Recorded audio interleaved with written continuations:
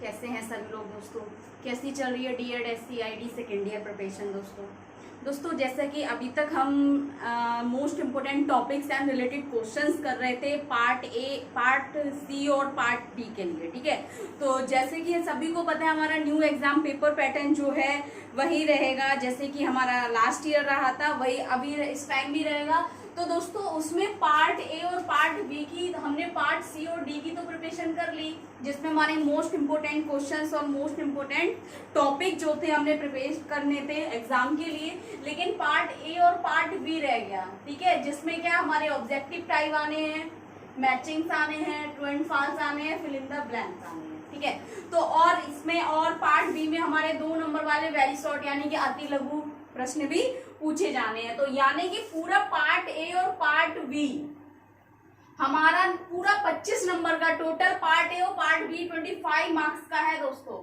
तो 25 मार्क्स की प्रिपरेशन करनी है। तो आज मैं आपको कुछ क्वेश्चन लेकर आई हूँ जिसके माध्यम से मैं आपको पार्ट ए और पार्ट बी की प्रिपरेशन कराऊंगी दोस्तों। और हमारा क्वेश्चन सीरीज से क्लास चलेंगे। आज हम हमारा मोस्ट इंपोर्टेंट क्वेश्चन का फर्स्ट क्लास है। ठीक है ना, फर्स्ट क्लास करेंगे तो जिसमें हमारा क्वेश्चन सीरीज रहेगा क्वेश्चन नंबर 1 से लेके क्वेश्चन नंबर 24 तक, यानी कि 1 से लेके 24 प्रश्नों पर आज हम बात करने वाले हैं, जो बहुत ही अच्छी तरीके से डिस्कस भी किए जाएंगे।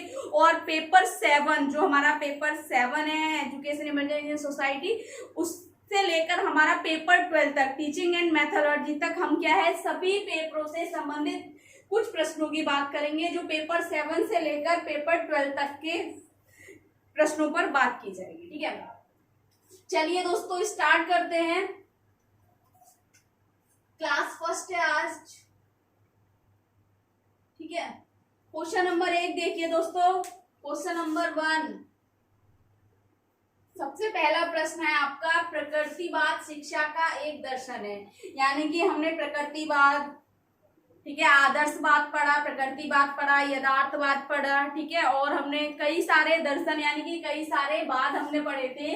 तो पेपर 7 से है ये प्रश्न आपका, प्रकृतिवाद शिक्षा का एक दर्शन है। ठीक है, वह किस सदी में विकसित हुआ।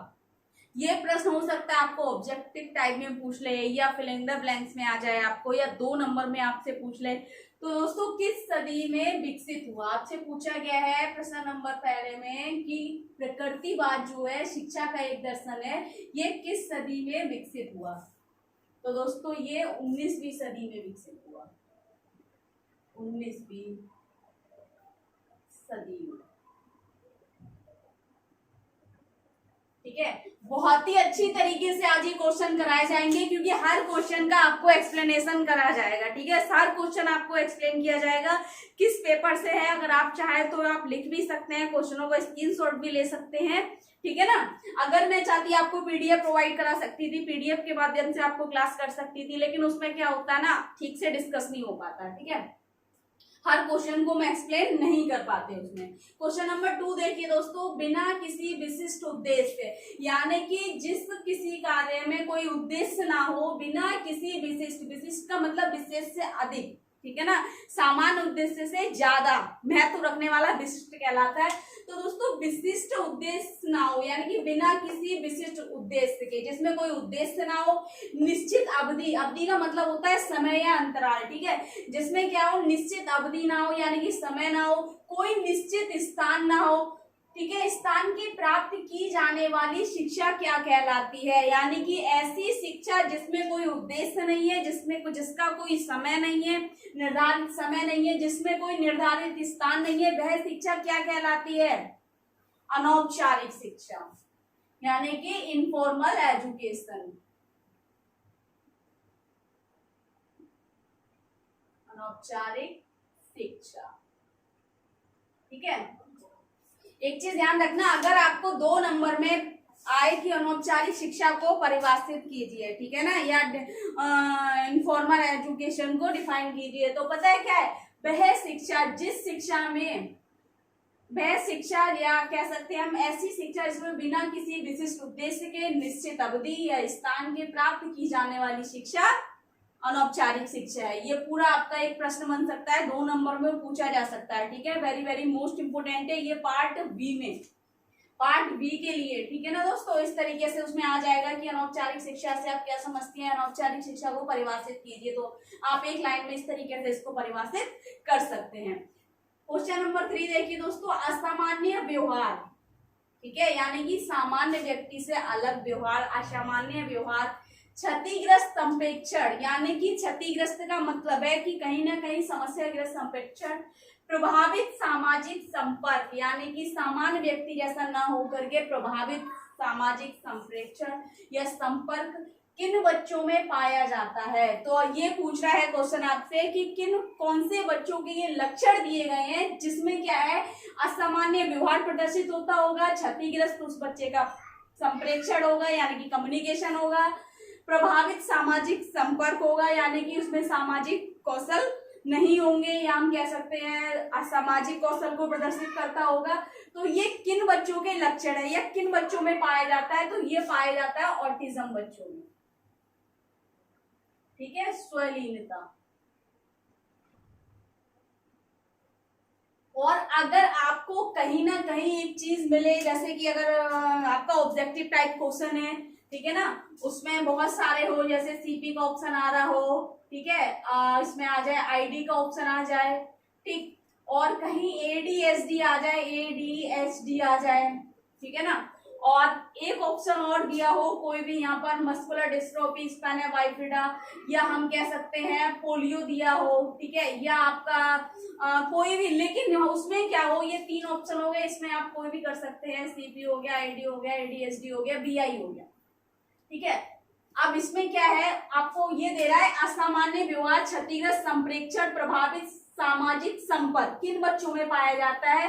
अगर आपको कहीं ऑटिज्म नहीं लग रहा है तो एक ऑटिज्म का टाइप है ये एडीएसडी, ठीक है ना, एडीएसडी, तो आप एडीएसडी पे लगा सकते हैं इन सभी ऑप्शन को छोड़कर। अगर आपको ऑटिज्म नहीं मिल रहा है, कहीं ना कहीं अगर उसमें 2 चीजें आ रही हैं, एक असामान्य व्यवहार और प्रभावित सामाजिक संप्रेक्षण, ठीक है ना दोस्तों।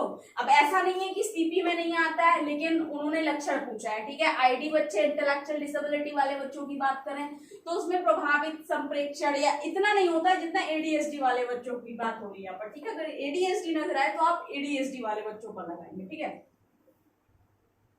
क्योंकि आपको ध्यान रखना है कि आप सेकेंड ईयर का पेपर दे रहे हैं, फर्स्ट ईयर का नहीं दे रहे हैं, ठीक है। एडीएसडी ऑटिज्म हमने पेपर 8 में पढ़ रखा है, एसोसिएटेड कंडीशन वाला जो पेपर है हमारा, एसोसिएटेड डिसेबिलिटी वाला जो पेपर 8 है हमारा, ठीक है। क्वेश्चन नंबर 4 देखिए, शिक्षा के 3 प्रमुख अंग कौन कौन से हैं। पेपर 7 से है ये आपका, शिक्षा के 3 प्रमुख अंग, यानी कि शिक्षा के प्रमुख अंग कौन कौन से हैं, शिक्षा के लिए किन कौन कौन से अंग हैं जो महत्वपूर्ण हैं। तो सबसे पहला हो गया छात्र, ठीक है, दूसरा शिक्षक, तीसरा हो गया पाठ्यक्रम, स्टूडेंट, टीचर और करिकुलम। ये 3 शिक्षा के महत्वपूर्ण अंग हैं, ठीक। क्वेश्चन नंबर 5 देखिए, विद्यालय प्रबंधन में मुख्य जिम्मेदारी किसकी होती है, यानी कि स्कूल मैनेजमेंट में सबसे ज्यादा बड़ी या सबसे ज्यादा रिस्पॉन्सिबिलिटी किसकी होती है, प्रधानाचार्य यानी कि प्रिंसिपल की, प्रधानाचार्य। ये आपके 1 नंबर में पूछे जाने वाले प्रश्न है, ठीक है। हो सकता है 2 नंबर में, 2 नंबर में नहीं पूछेगा, 2 नंबर में ज्यादातर परिभाषाएं आती हैं आपके लिए, ठीक है।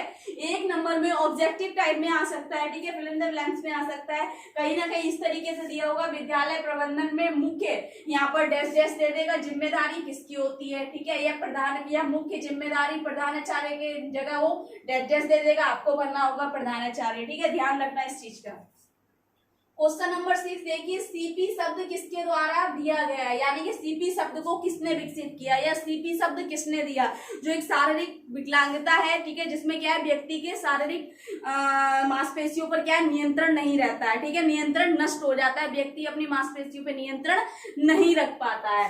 तो दोस्तों ये सीपी जो शब्द है, इस कंडीशन को सीपी शब्द किसने दिया है, तो ये दिया है सर विलियम ऑस्लर ने। लिख लीजिए इसको, सर विलियम ऑस्लर,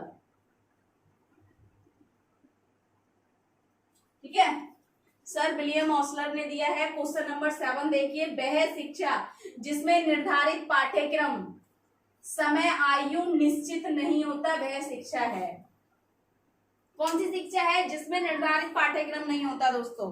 अब एक चीज ध्यान रखना, अनौपचारिक शिक्षा में कोई भी पाठ्यक्रम नहीं होता है। अगर जहां पाठ्यक्रम की बात हो रही है, किसी भी ऑप्शन में आ जाए कि स्थान नहीं है, ठीक है, निर्धारित समय नहीं है, अगर पाठ्यक्रम आ जाए तो ये दूसरी शिक्षा हो जाएगी, आपकी अनौपचारिक शिक्षा नहीं होगी। आप इस शिक्षा को अनौपचारिक शिक्षा नहीं कह सकते, क्योंकि उसमें निर्धारित पाठ्यक्रम है तो, लेकिन निर्धारित नहीं है कि आप किसी भी सब्जेक्ट को या किसी भी आप अपने कोर्स को कब तक पूरा करेंगे। कभी भी कर सकते हैं, निर्धारित समय नहीं दिया है। जहां पाठ्यक्रम होगा तो वहां पर कौन सी दूरदर्श शिक्षा हो जाएगी, और जिसमें पाठ्यक्रम नहीं पूछा जाएगा वहां आपकी अनौपचारिक शिक्षा हो जाएगी। लेकिन इस शब्द को हम अनौपचारिक शिक्षा नहीं कहेंगे, वह शिक्षा जिसमें निर्धारित पाठ्यक्रम नहीं है, समय नहीं है, आयु नहीं है। अनौपचारिक शिक्षा में आयु का कहीं भी शब्द नहीं आएगा, ठीक है। निश्चित नहीं होता वह शिक्षा दूरदर्श शिक्षा कहलाती है, जिसे हम डिस्टेंस एजुकेशन कहते हैं, दूरस्थ शिक्षा। ठीक, नेक्स्ट देखिए क्वेश्चन नंबर 8। आदर्शवाद के दो उद्देश्य लिखिए। आदर्शवाद के क्या उद्देश्य हैं? आदर्शवाद के दो उद्देश्य हैं, ईश्वर की उपासना करना, ठीक है, और आध्यात्मिक जगत को सत्य मानना। ईश्वर की उपासना करना और दूसरा आध्यात्मिक जगत को सत्य मानना। आध्यात्मिक जगत को सत्य मानना। क्वेश्चन नंबर 9 देखिए, प्रकृतिवाद शिक्षा ने शिक्षण की किस विधि को जन्म दिया? सबसे अच्छा जो दर्शन है हमारे शिक्षा का, प्रकृतिवाद सबसे अच्छा दर्शन आपका नेचरलिज्म में, जिसमें देखा जाए, जिसमें क्या है, सबसे ज्यादा अवसर दिया जाता है बच्चे को सीखने का। प्रकृतिवाद शिक्षा ने, यानी कि जो प्रकृतिवाद शिक्षा का दर्शन जो है, इस शिक्षा दर्शन ने किस शिक्षण विधि को जन्म दिया है या किस शिक्षण विधि को विकसित किया है? तो वह विधि है खेल विधि।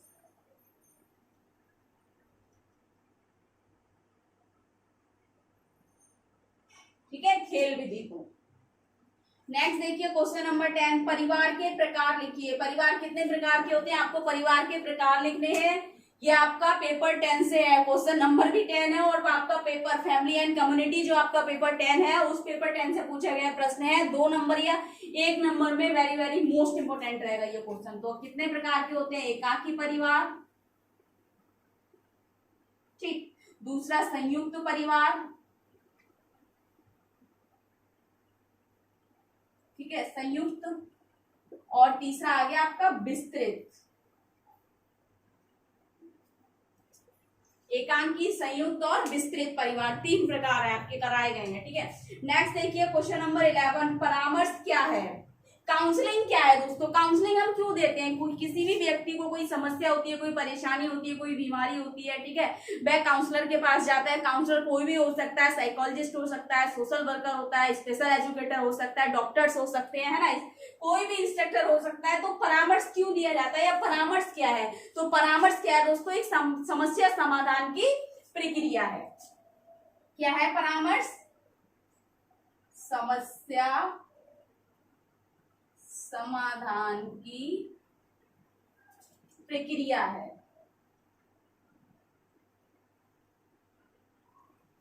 ठीक, क्वेश्चन नंबर 12 देखिए, सार्वभौमिक शिक्षा प्रक्रिया किस शिक्षा की विशेषता है?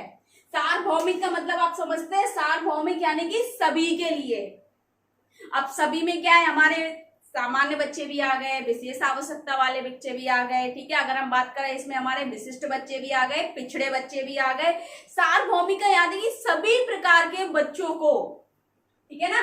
सार्वभौमिक शिक्षा किस शिक्षा की प्रक्रिया है? ऐसी शिक्षा प्रक्रिया जिसमें सार्वभौमिक शिक्षा प्रदान की जाती हो। तो ऐसी कौन सी प्रक्रिया है शिक्षा की, ऐसी कौन सी शिक्षा की विशेषता है जो सार्वभौमिक शिक्षा है? कौन सी है?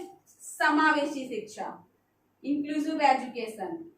समावेशी शिक्षा की प्रक्रिया जो है, ऐसी प्रक्रिया है जिस प्रक्रिया के अंतर्गत सभी प्रकार के बच्चों को शिक्षा प्रदान की जाती है या सभी प्रकार के बच्चों को शिक्षा का अवसर प्राप्त होता है। क्वेश्चन नंबर 13 देखिए, समावेशी विद्यालय के 2 मौलिक तत्व लिखिए। अब इन्होंने 2 मौलिक तत्व यानी कि फंडामेंटल एलिमेंट्स पूछे हैं आपसे।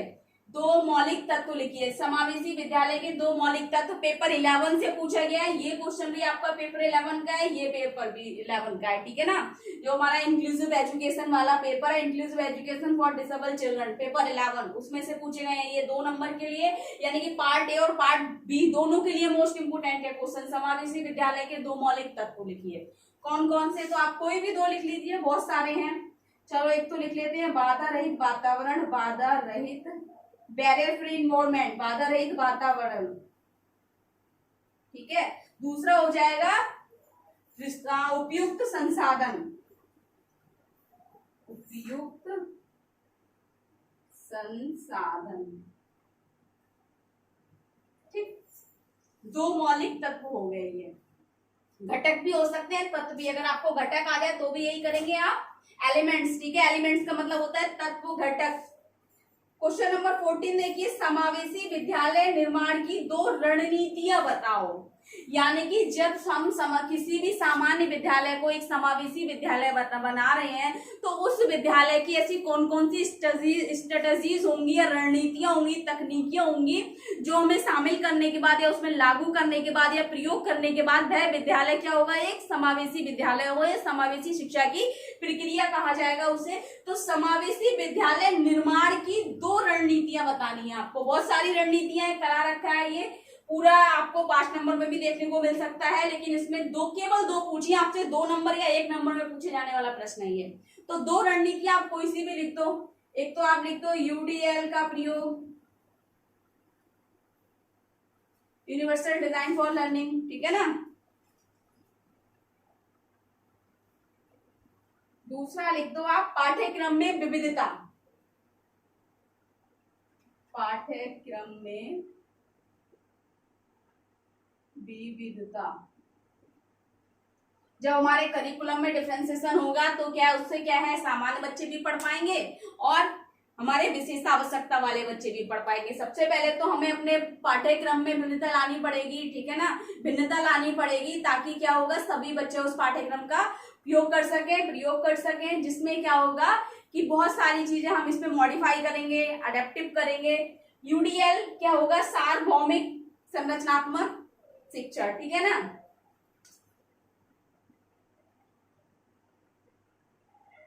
यूडीएल का प्रयोग करके हम इसको क्या, 2 रणनीतियां हो गई इसकी। क्वेश्चन नंबर 15 देखिए, पाठ्यक्रम किस पर केंद्रित होना चाहिए। तो पाठ्यक्रम पेपर 9 आ गया आपका, करिकुलर स्ट्रेटजीज, ठीक है ना। पाठ्यक्रम किस पर केंद्रित होना चाहिए, तो पाठ्यक्रम किस पर केंद्रित होना चाहिए, छात्र पर केंद्रित होना चाहिए, ठीक। नेक्स्ट देखिए क्वेश्चन नंबर 16, गणित शिक्षण के 2 उद्देश्य लिखिए। गणित शिक्षण यानी कि हम बच्चों को गणित पढ़ा रहे हैं या शिक्षा प्रदान कर रहे हैं, प्रशिक्षण प्रदान कर रहे हैं, उसका क्या उद्देश्य हो सकता है। जो बच्चे गणित पढ़ रहे हैं या हम पढ़ा रहे हैं तो क्या उद्देश्य है, गणित शिक्षण के 2 उद्देश्य पूछे केवल। तो एक तो हो जाएगा तर्क क्षमता विकसित करना, गणित से क्या कर पाएगा, तर्क कर पाएगा, तर्क क्षमता विकसित करना। हम कह सकते हैं गणना संबंधी कौशलों में आत्मनिर्भर बनाना। दूसरा है छात्र को गणना संबंधी कौशलों में आत्मनिर्भर बनाना, ठीक। 2 उद्देश्य, बहुत सारे उद्देश्य हो सकते हैं। जीवन को सरल बना सकते हैं, बच्चे का जीवन व्यवसाय के लिए व्यवसाय के लिए भी हमें बच्चे को गणित पढ़ाना होगा। तो बहुत सारे कौशल है इसमें, या उद्देश्य। हमने केवल 2 उद्देश्य लिखने हैं, ठीक है ना। नेक्स्ट देखिए क्वेश्चन नंबर 17, सामाजिक विज्ञान शिक्षण के दो उद्देश्य, यानी कि हम जो सोशल साइंस टीच कर रहे हैं सामाजिक विज्ञान के कौन से दो उद्देश्य पूछे हैं केवल। तो दो उद्देश्य अगर हम बात करें सामाजिक विज्ञान की, सामाजिक कौशल कह सकते हैं आप, ये सामाजिक विज्ञान हो गया, सामाजिक कौशल हो गया, या नैतिक शिक्षा हो गया, ठीक है ना। इनके क्या उद्देश्य, सामान्य उद्देश्य रहते हैं, तो कोई भी एक लिख दीजिए। नैतिक विकास करना, एक तो नैतिक विकास, विकसित करना, विकसित करना, और दूसरा क्या है सबसे ज्यादा महत्वपूर्ण और प्रमुख क्या है दूसरा, सामाजिक विज्ञान का चरित्र का निर्माण करना, चरित्र का निर्माण करना। दो कौशल हो गए, ठीक है, दो उद्देश्य हो गए। क्वेश्चन नंबर 18 देखिए, सार्वभौमिक शिक्षा, समान अवसर और पृथक्करण किस शिक्षा का उदाहरण है। यानी कि ऐसी कौन सी शिक्षा है जिस शिक्षा में क्या होता है, सार्वभौमिक यानी कि सभी के लिए शिक्षा, समान अवसर यानी कि सभी छात्रों को समान अवसर दिया जाता है, जिसमें क्या है सामान्य विद्यालय में सामान्य बच्चों के साथ सामान्य शिक्षक और विशेष शिक्षक, या हम कह सकते हैं सामान्य शिक्षक सामान्य पाठ्यक्रम से, सामान्य अधिगम से, वो सॉरी सामान्य टेक्निक या तकनीकों से, ठीक है, सामान्य वातावरण में सामान्य शिक्षा ग्रहण करता है, तो वह समान अवसर कहलाएगा, ठीक है। पृथक्करण यानी कि पृथक्करण में पाठ्यक्रम में पृथक्करण होगा, ठीक है, कक्षा में पृथक्करण होगा, बच्चों में पृथक्करण का मतलब होता है दोस्तों विभिन्नता, ठीक है ना, भिन्नता अलग अलग होना, ठीक है ना, भिन्नता होगी उसमें। तो किस शिक्षा का उदाहरण है, तो ये जहां पर आपका सार्वभौमिक शिक्षा शब्द आ गया, समान अवसर शब्द आ गया, पृथक्करण आ गया, तो ये विशेषताएं भी है हमारे समावेशी शिक्षा की, ठीक है, इंक्लूसिव एजुकेशन, समावेशी शिक्षा, ठीक। नेक्स्ट देखिए क्वेश्चन नंबर 19, किस प्रकार के सीपी में अनैच्छिक गतियां देखने को मिलती हैं। यहाँ पर कह रहे हैं बच्चा जरूर होता है, किस प्रकार के बच्चे में, किस प्रकार के व्यक्ति में, या यहाँ पर कह सकते हैं कौन से सीपी में अनैच्छिक गतियां पाई जाती हैं। अनैच्छिक गतियां मतलब इनवॉलेंट्री मूवमेंट। अनैच्छिक गतियां दोस्तों दो प्रकार की होती है, एक तो ऐच्छिक होती है, दूसरी अनैच्छिक, वॉलेंट्री और इनवॉलेंट्री, ठीक है। ऐच्छिक गतियां वे गतियां जो हमारे इच्छाओं के अनुसार गति करती हैं, ऐच्छिक गतियां हो गई। अनैच्छिक गतियां जो है जो हमारे इच्छाओं के बिना गति करती हैं, बिना इच्छाओं के गति करती रहती हैं, क्लोनस जैसी, थेरेट जैसी अनैच्छिक गतियां, ठीक है ना, मूवमेंट्स करती रहती है। तो किस प्रकार के सीपी में या कौन से सीपी में अनैच्छिक गतियां पाई जाती हैं, तो वो है दोस्तों एथोटोइक सीपी, एथेटोइड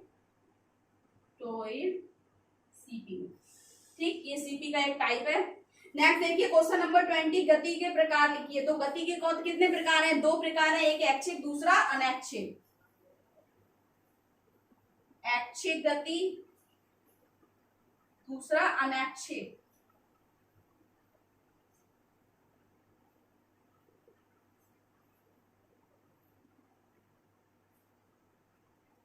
अनैच्छिक गति, ठीक है। नेक्स्ट देखिए दोस्तों क्वेश्चन नंबर 21, किस शिक्षा में पत्राचार पाठ्यक्रम शामिल होता है। ऐसी कौन सी शिक्षा है जिसमें पत्राचार द्वारा हम अपनी शिक्षा को पूरा कर सकते हैं, बिना शिक्षण संस्था जाए, या हम विद्यालय नहीं जाएंगे, कॉलेज नहीं जाएंगे, लेकिन पत्राचार के माध्यम से दूर बैठकर, घर बैठकर, किसी भी स्थान पर बैठकर अपनी शिक्षा को पूर्ण कर सकते हैं, तो वह शिक्षा कहलाती है दूरस्थ शिक्षा, यानी कि डिस्टेंस एजुकेशन, दूरस्थ शिक्षा, डिस्टेंस एजुकेशन। नेक्स्ट देखिए क्वेश्चन नंबर 22, कौन सा अभिलेख छात्र के शैक्षणिक इतिहास का उदाहरण है, या कह सकते हैं ऐसा कौन सा रिकॉर्ड, अभिलेख का मतलब होता है रिकॉर्ड, समझ रहे हो, तो ऐसा कौन सा रिकॉर्ड है या अभिलेख है जिसमें क्या है छात्र का इतिहास, यानी कि जिसमें हमारा हम कह सकते हैं एजुकेशन हिस्ट्री मिलेगी हमें जिसमें, ठीक है। एजुकेशन हिस्ट्री किस रिकॉर्ड में पाई जाती है, तो पूछ रहे हैं आपसे कि कौन सा अभिलेख छात्र के शैक्षणिक इतिहास का उदाहरण है, तो कौन सा है, संचयी अभिलेख, संचयी अभिलेख, ठीक। नेक्स्ट देखिए क्वेश्चन नंबर 23, समावेश करने में कौन कौन सी बाधाओं का सामना करना पड़ता है? पेपर 11। समावेश करने का मतलब हो गया, प्रश्न आपसे पूछ रहा है कि जब हम समावेशी शिक्षा की प्रक्रिया में किसी भी विशेष आवश्यकता वाले बच्चों को शामिल करते हैं तो उस प्रक्रिया में शामिल करने में कौन कौन सी बाधाओं का सामना करना पड़ता है। तो हमने अभी कुछ टाइम पहले ही ये क्वेश्चन किया था, लॉन्ग क्वेश्चन किया था इस पर, समावेश करने में कौन सी बाधाओं का सामना करना पड़ता है। तो कौन कौन सी है? एक तो हो गई आपकी प्रणालीगत, ठीक है, दूसरी हो गई शैक्षणिक, तीसरी हो गई सामाजिक। ये 3 बाधाओं का हमने सामना करना पड़ता है, ठीक है, प्रणालीगत, शैक्षणिक और सामाजिक। नेक्स्ट देखिए क्वेश्चन नंबर 24 और आज की क्लास का लास्ट क्वेश्चन, हिंदी शिक्षण के बुनियादी कौशल लिखिए। एक चीज ध्यान रखना, चाहे वो हिंदी शिक्षण हो, चाहे वो विज्ञान शिक्षण हो, चाहे वो गणित शिक्षण हो, चाहे वो अंग्रेजी शिक्षण हो, किसी भी विषय का शिक्षण हो, बुनियादी कौशल सामान्य होते हैं। कौन कौन से हिंदी शिक्षण के बुनियादी कौशल? सबसे पहला है सुनना, उसके बाद बोलना, ठीक है, उसके बाद पढ़ना और उसके बाद लिखना, ठीक है, यानी कि लिसनिंग, स्पीकिंग, रीडिंग, राइटिंग, ये 4 कौशल हैं, ठीक है। और यहाँ पर हिंदी की जगह आपको अंग्रेजी आ जाए, विज्ञान आ जाए, ठीक है, किसी भी शिक्षण का पूछे बुनियादी कौशल तो सुनना, बोलना, पढ़ना, लिखना। तो आज का क्लास यहाँ हो गया, यानी कि आज हमने क्वेश्चन नंबर 1 से लेकर क्वेश्चन नंबर 24 तक, यानी कि 24 क्वेश्चन किए हमने विद एक्सप्लेनेशन, ठीक है। नेक्स्ट क्लास भी हम ऐसे ही करेंगे, बहुत सारे क्वेश्चन आपको लेकर आएंगे और हर क्वेश्चन आपका पार्ट ए और पार्ट बी के लिए वेरी वेरी मोस्ट इंपोर्टेंट रहेगा। अब आप कहेंगे केवल एक ही प्रकार जैसे, मतलब एक ही जैसे आप क्वेश्चन करा रहे हैं, तो ये आप पर डिपेंड करता है आप कैसे उसको करेंगे। ऑब्जेक्टिव टाइप में कोई भी पूछेगा सीपी शब्द किसके द्वारा दिया गया है, वहां बहुत सारे ऐसे एक्सपर्ट के होंगे नाम, ठीक है, लेकिन आपको अगर ये चीज पता होगा तब आप वहां पर सही ऑप्शन लगा सकते हैं, ठीक है। अब ये आपको ट्रू एंड फॉल्स में मिलेगा, क्या सीपी शब्द सर विलियम ऑस्लर द्वारा विकसित किया गया। अगर आपको सर विलियम ऑस्लर के बारे में पता होगा तो आप ऑप्शन सही करके आ सकते हैं, ठीक है। इसलिए मैंने इस तरीके के आपको क्वेश्चन करा रही हूँ जिसमें आपका क्या हो, ऑब्जेक्टिव टाइप वाले क्वेश्चन भी हो जाए, ठीक है, ट्रू एंड फॉल्स भी हो जाए, फिल इन द ब्लैंक्स भी आ जाए, मैचिंग्स भी आप कर सको इनको, ठीक है ना। तो बाकी अगर इसके अलावा अगर आपको कुछ समझ नहीं आ रहा है, कुछ डाउट लग रहा है, कुछ पूछना है तो कमेंट बॉक्स में जाके कमेंट करें, ज्यादा से ज्यादा वीडियो लाइक करें, चैनल को सब्सक्राइब करें, बेल आइकन को प्रेस कर दें ताकि नेक्स्ट आने वाली क्लास आप तक पहुंचती रहे। दोस्तों ऑल द बेस्ट।